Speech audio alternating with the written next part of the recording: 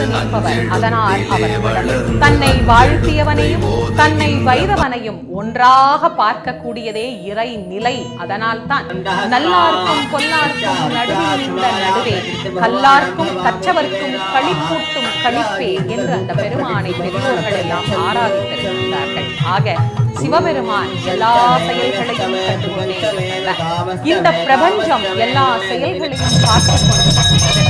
நன்மையை விதைத்தால் அந்த நன்மையை நிச்சயமாக ஒரு நாள் நாம் அறுவடை செய்யலாம்.